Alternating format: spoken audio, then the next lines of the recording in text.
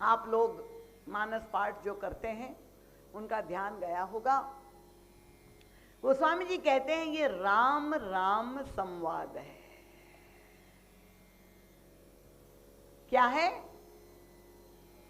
लक्ष्मण राम नहीं, कहते राम राम संवाद है। ये श्री राम का अपने राम से संवाद है। और तब महाराज श्री का ध्यान गया कि दोनों राम तो आमने सामने है, पर नाम में एक अंतर है। एक के नाम में राम तो है, पर राम के पहले परशु है, जुड़ गया है। कौन है? परशुराम है। और ये नाम ही उनके जीवन दर्शन को इंगित करता है। राम बाद में, परशु पहले, फरसा पहले, राम पीछे। परशुराम तो शस्त्र को जिसने इतना अधिक महत्व दिया वे परशुराम जी महाराज। और तब परम पूज्य महाराज श्री का ध्यान दूसरे खड़े हुए राम की ओर गया कि महाराज उनके भी तो हाथ में एक शस्त्र है और वे भी उस शस्त्र का प्रयोग करते हुए दिखाई देते हैं। तो फिर उनका नाम भी धनुष राम होना चाहिए। पर कोई क्या, श्री राम तो ऐसे धनुर्धर थे, पर आप में से कोई उन्हें धनुष राम करके बुलाता है क्या? सुना है कभी?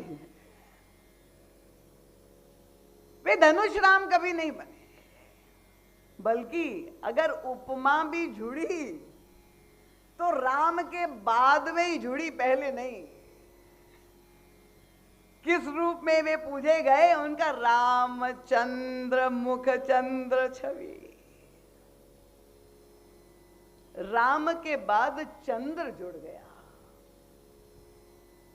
और रामचंद्र का मतलब क्या हुआ? ये तो परम पूज्य महाराज श्री जैसे मनीषी गोताखोर ही गोता लगा करके वो दिव्य संदेश हमें दे सकते हैं कि राम यद्यपि सूर्य वंश में प्रकट हुए, उनमें सूर्य जैसा प्रकाश और तेजस्विता थी, पर उस राम के साथ चंद्रमा भी जुड़ा हुआ है। केवल तेजस्विता ही नहीं थी, चंद्रमा की शीतलता भी उनके चरित्र में विद्यमान।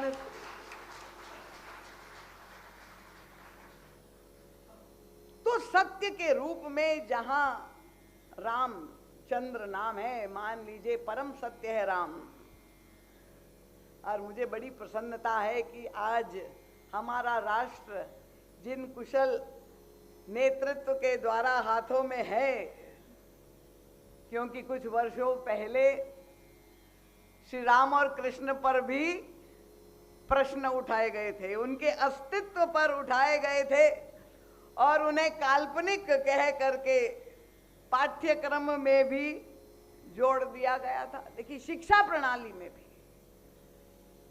फिक्शनल कैरेक्टर्स, औपन्यासिक चरित्र है, ये वास्तविक नहीं है। ऐसी भी एक विचारधारा इस देश में, इसलिए मैं आप सभी अयोध्या वासियों से बार बार अनुरोध कर रही हूं कि आपको एक सजग साधक बनने की आवश्यकता है, क्योंकि ऐसी विचारधाराओं का आक्रमण हमारी इस सनातन धर्म की धरोहर पर हो रहा है, इसी भूमि पर। राम और कृष्ण औपन्यासिक बताया जाए। मुझे याद है उस समय मेरी कथा झारखंड में चल रही थी और मुझे जब पत्रकार वार्ता में कुछ पत्रकारों ने प्रश्न पूछा कि दीदी माँ, आप भी राम और कृष्ण की कथा कहती हैं, आपका मत क्या है? राम और कृष्ण औपन्यासिक चरित्र है। तो मैंने कहा श्री राम और कृष्ण सत्य ही नहीं परम सत्य है। और मैंने ये जोड़ा कि जो व्यक्ति कह रहा है कि वो औपन्यासिक है, वो भी इसीलिए बोल पा रहा है कि राम उनके भीतर विद्यमान होकर उनको बोलने की शक्ति दे रहा है। और जिस दिन वो राम उनको छोड़कर चला जाएगा, मैंने कहा उस दिन वो तो बेचारे बोल नहीं पाएंगे, क्योंकि वो तो 4 लोगों के कंधे पर लदे होंगे, पर और लोग कहेंगे कि राम नाम।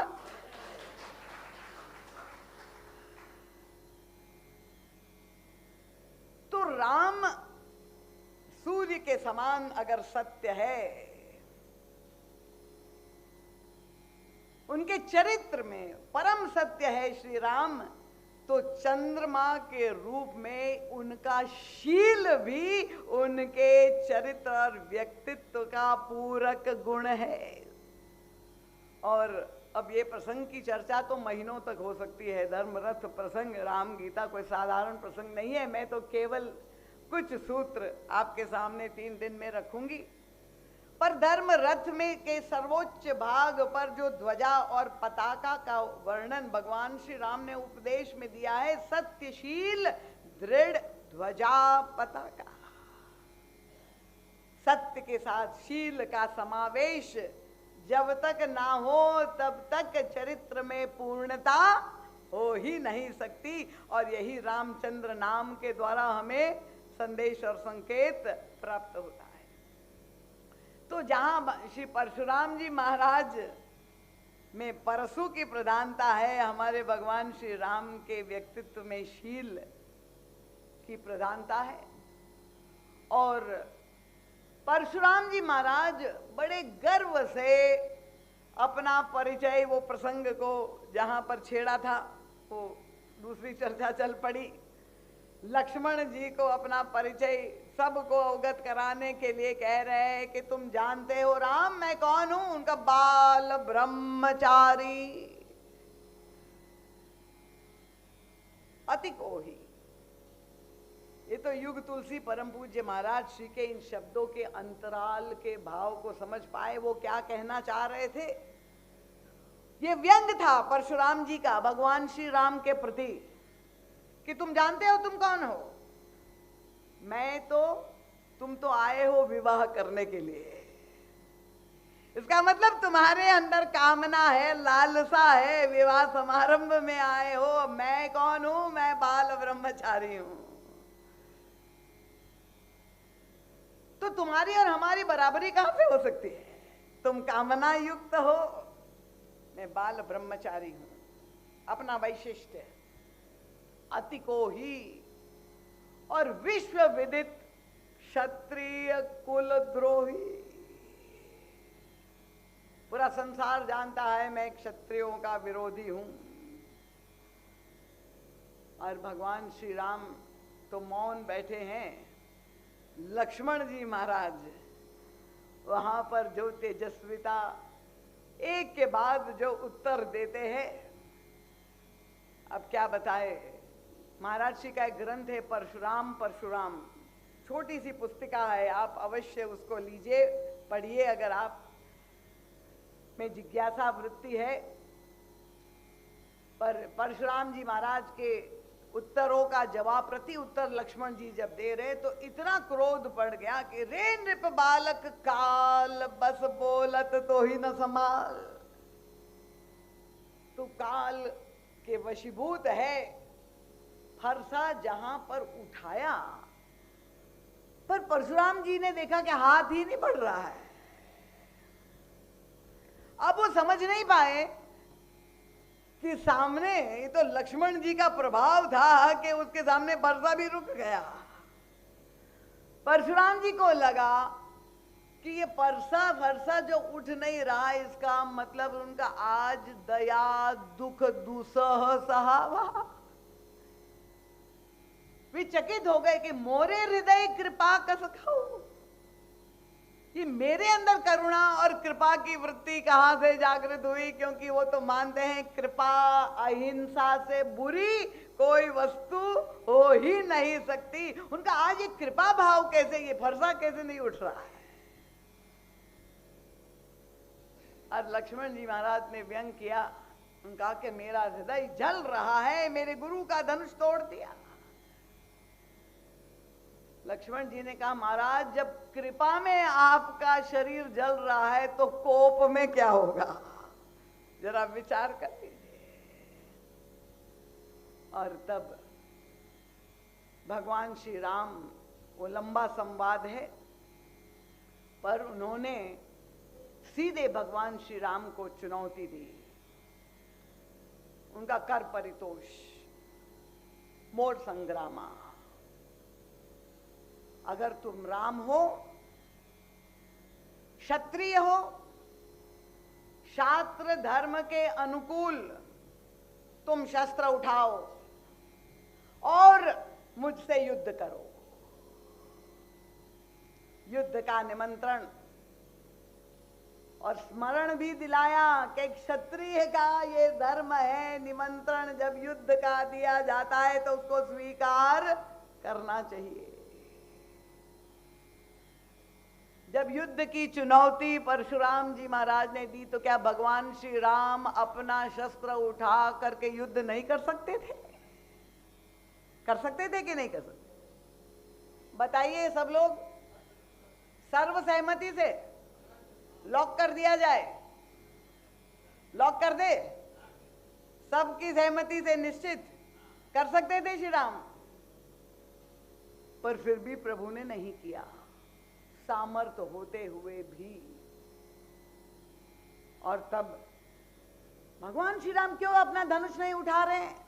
उनके लिए इतना सरल था, जहां पर इंगित किया था ताड़का आई, तुरंत सहज से एक ही बाण प्राण हर लेना,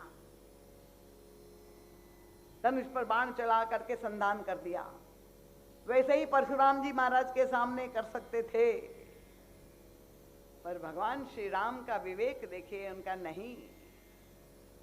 ये दुष्ट पर, हिंस पर हम अपने शस्त्र का प्रयोग करेंगे, ये महापुरुष है। और ये महापुरुष अगर भ्रमित हो गया है तो उनके भ्रम को मिटाना आवश्यक है, उनको मिटाना नहीं है। और भ्रम कैसे मिटेगा?